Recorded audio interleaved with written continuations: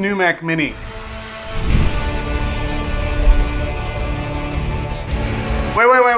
Wait. So before we start anything with unboxing the Mac Mini with the M1 chip, we're going to go over a little history lesson.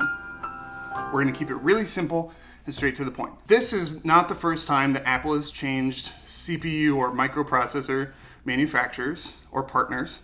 Back in 2006, we went from PowerPC, which was developed by IBM, to Intel because the main three reasons were power consumption, heat, and speed. Now, if we fast forward to today, and Intel has now been taken over in the PC or Windows computer space by AMD in the same way that it is a matter of power, speed, and heat. And I believe that Apple wasn't looking to get rid of Intel, but was tired of trying to have someone else develop their processors. And since they're big enough where they can go in and kind of demand whatever they want, they teamed up with TSMC, which is Taiwan Semiconductor Manufacturing Company, and developed their own processor. Now, they're not building it themselves.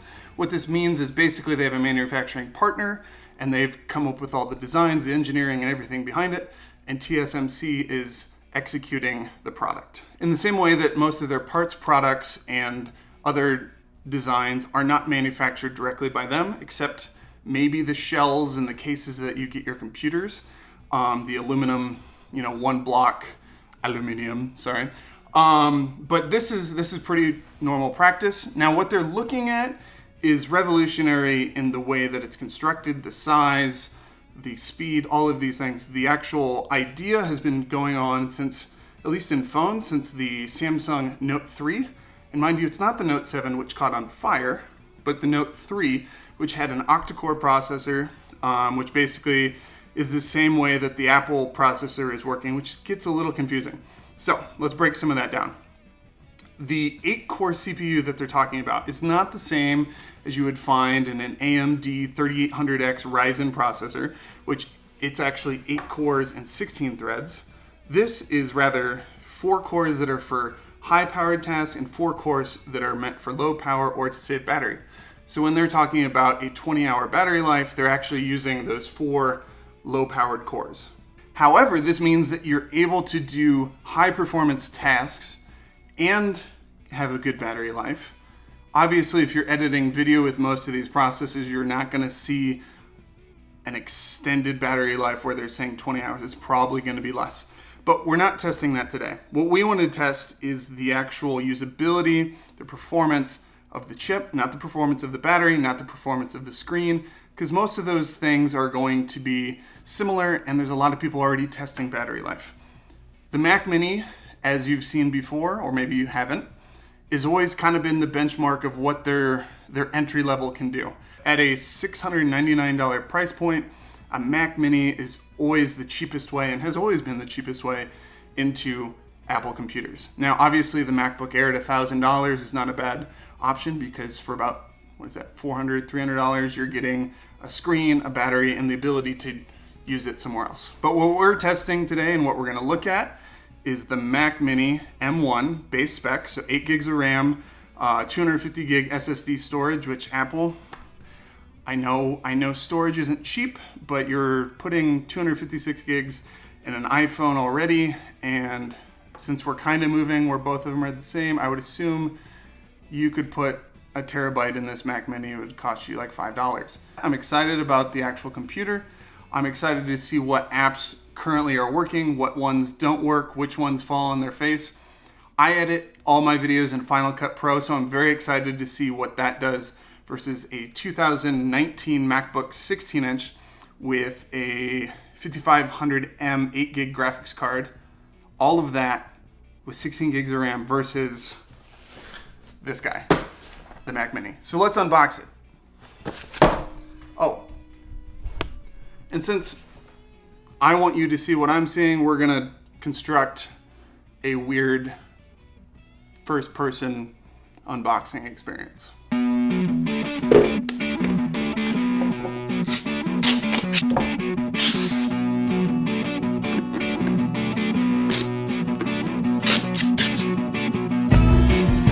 you go. GoPro attached to a bike helmet.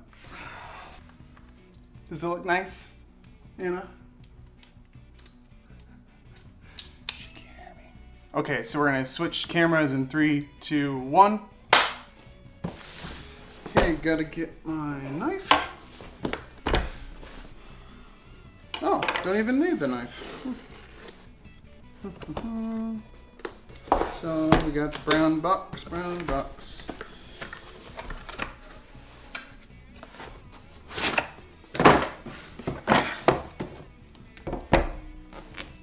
There it is. It looks like a Mac Mini. Doesn't say anything about anything else. Oh, there's your specs. Base model.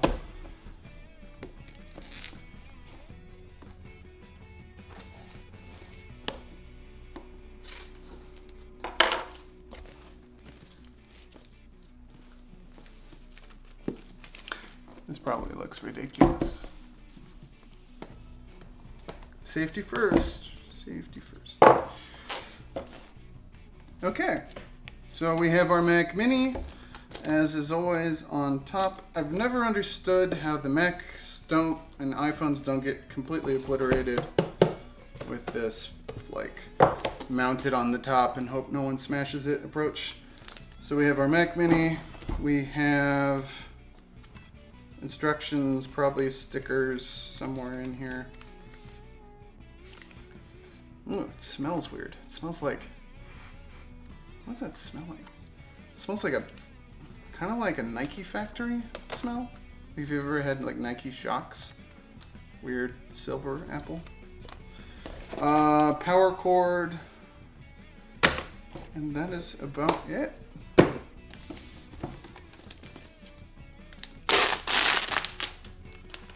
I'm sorry. Let's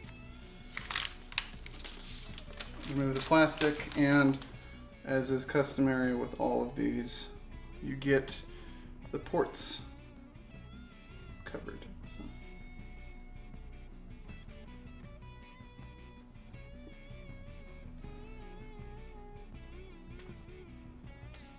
Okay, we have power input. We have a gigabit Ethernet port, which people are frustrated we can't get faster than that because they've removed that option. 2 Thunderbolt 3 ports, I think. They could be, well, they're Thunderbolt. This is Thunderbolt, so I don't know if it's Thunderbolt 3 or 4, but it's USB 4. B4 when? I know, it's a stupid joke. HDMI out, 2 USB 3.0 ports, I would guess, or maybe 4.0 ports. We'll figure that out. Headphone jacks! And that is it. There's obviously cooling and your power button. But other than that, there's nothing else, which is normal. Which, the only bad thing about this Mac Mini is they've decided to remove some ports. I believe we had more USBs before, or more Thunderbolts. I forget which one it was. I'll throw an image up. But what we're going to move immediately to is getting to see what's inside said. I'm guessing this is the first unboxing with a bike helmet of this computer, so take our handy dandy plastic pry tool, black cover, and we need some kind of security bits.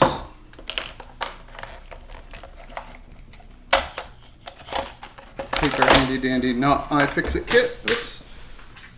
Always dropping things.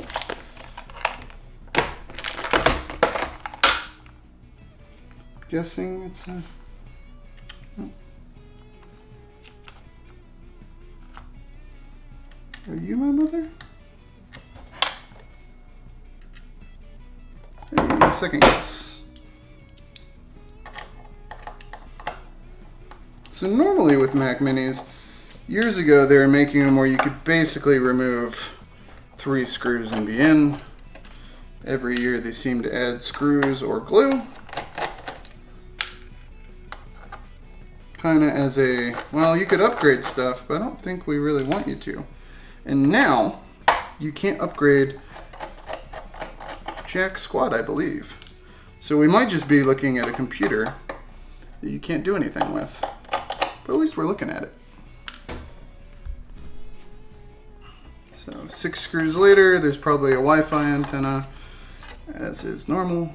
Yep. As is normal. We'll just remove that. Holy samoli. There ain't much in here. There's like, this is the most real estate that I've seen. It's literally a computer board. That's it's a computer board. It's a, like it's the equivalent of an iPad computer board.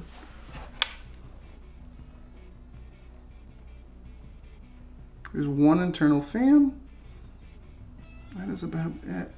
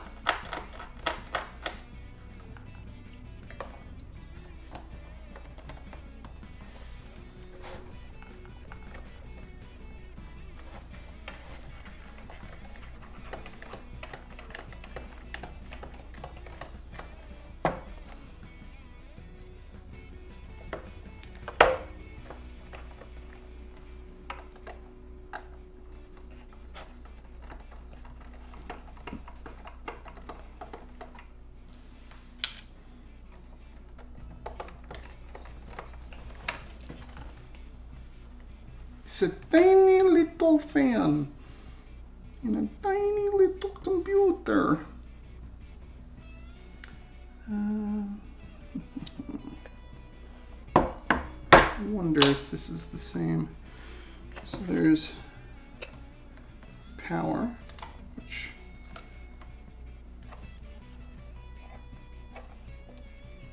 I assume we can remove. It's got this weird cabling thing going on. Cable management is the word I'm looking for.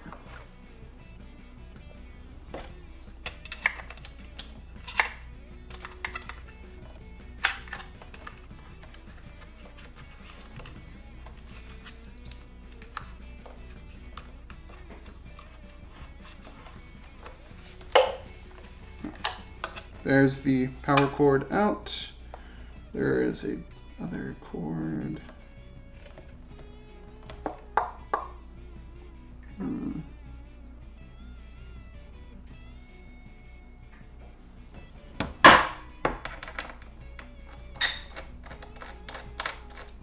Too small.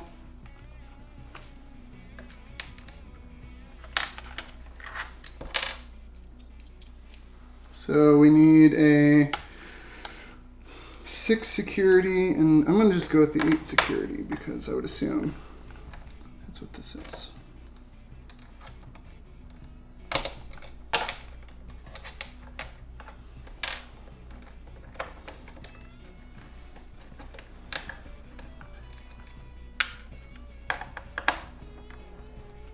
Man, these are torqued in like a crazy person.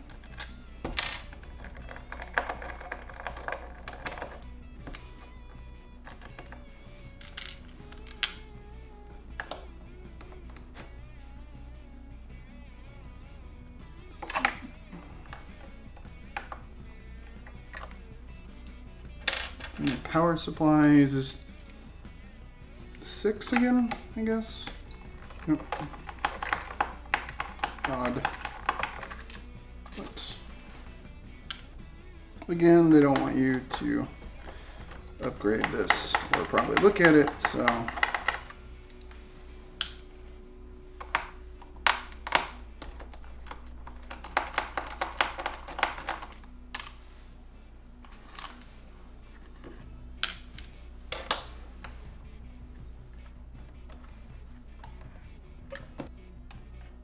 Ooh, that is a sketchy kit.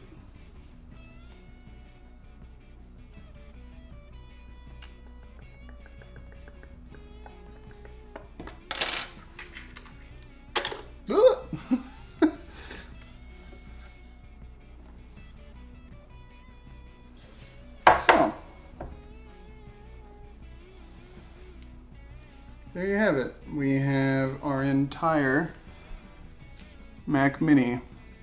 You can see that? Yeah. We have the entire Mac Mini out. This is all that is now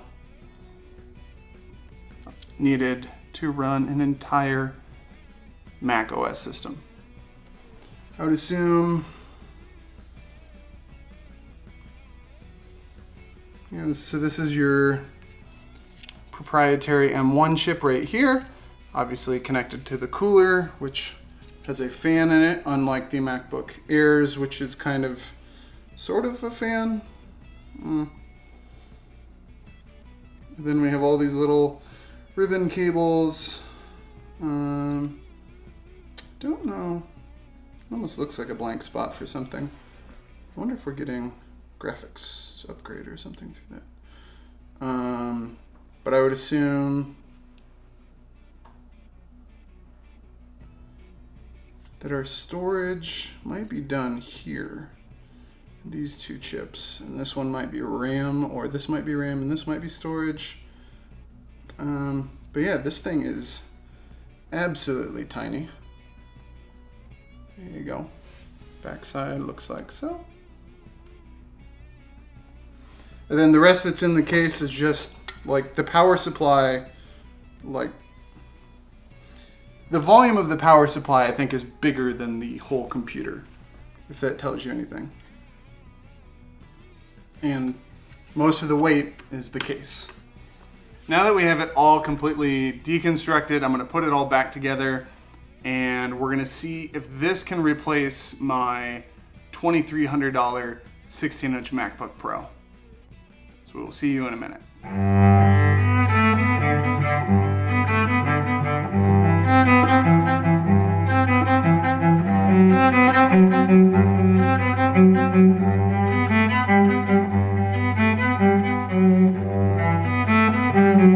Hey guys, I wanted to stop right now with the benchmarks. Based on what you're seeing, hopefully you'll be able to see it, is a Cinebench single core benchmark, which is supposed to just test one of the 8 CPU cores. Obviously it's not. It's showing like 2 or 3 cores being run.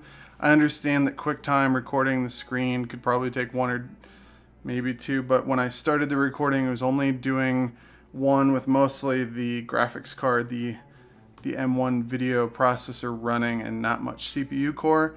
But then when I hit the single core benchmark, all 3 cores ramped up, which means that in theory the Geekbench that everybody's reporting and being really excited about at 1700 plus points and being the fastest low power CPU ever, it might not be using a traditional single core, so it might be fake kind of, which kind of makes sense if you scale multi-core times 8 cores.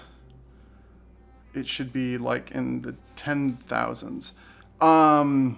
So I would like to see someone actually test what that means, but 1700 is probably not right. It's using a bunch of other parts with one singular core. Unfortunately, it's not what everybody thinks it was. It doesn't make it slow. It just makes the test inaccurate.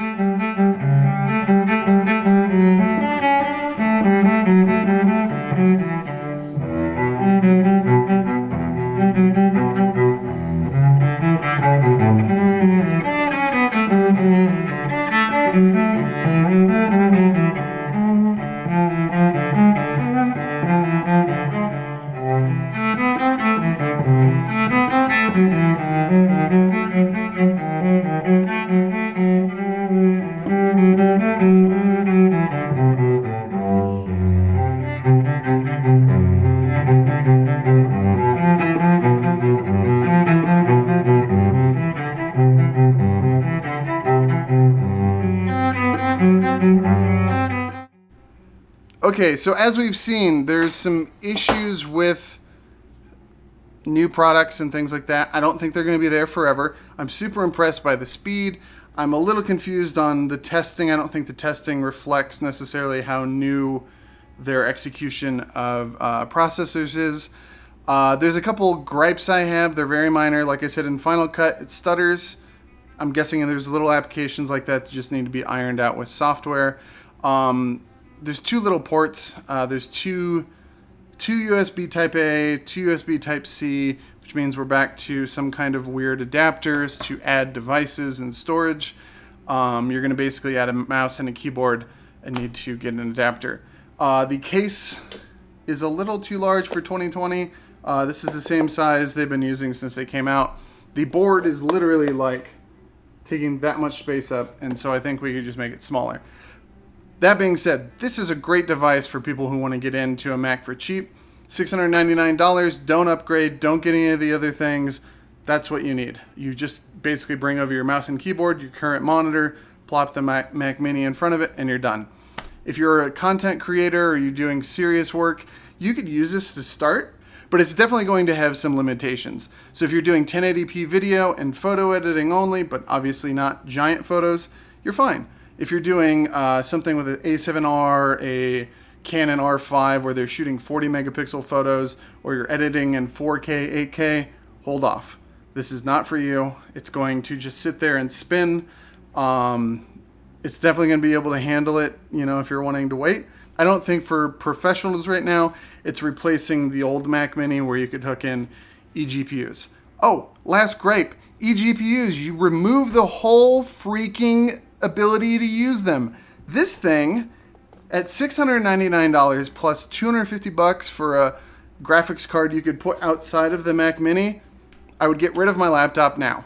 I would have sold it, and I would have got a Mac Mini and a graphics card and called it done. But you've removed the ability for me to use the coolest part that you added 2 years ago, eGPUs. We were like, yay, Blackmagic came out with an eGPU just for Mac, and you announced it on your stage, and all of a sudden you've removed it again. But that being said, you're probably going to add some weird feature in all the Pro models, and then I will shut up, and this whole review will be irrelevant. You can mark my words, by the next time that a MacBook Pro 16 or whatever size and the iMacs and all those things come out, the M1 will have an X at the end of it, and that will denote that we're doing Pro with fancy graphics and other parts to it. So we're at the end of this video, and I'm not going to give you an answer, yes or no, on if you should buy the Mac Mini. I think the M1 chip and all the things that Apple is coming out with is very exciting. There's so many things to be excited about. My goal, however, is that you're more informed on if you should buy it. And if you decide the answer is yes on anything I suggest, I hope that it makes your life better, easier, and then that whatever you're passionate about becomes a reality due to some of my suggestions. Have a great day, and I'll see you next time.